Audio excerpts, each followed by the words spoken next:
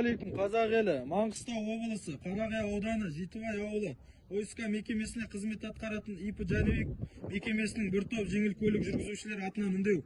Қазақстан Республикасы президенті Қасым-Жомарт Кемелұлы Тоқаев мырзаға, Маңғыстау облысы әкімі Нұрдәулет Қилыбай мырзаға, Қазмұнайгаз басшысы Қасенов Асхат мырзаға, Қазмұнайгаз басшысы бірінші орынбасары Есқази Құрманғазы мырзаға, біз ИП Жәнібек мекемесінен түрлі қысым көріп отырған жұмысшылармыз. Біз бірнеше жылдан бері өз міндетімізді адал атқарып келеміз.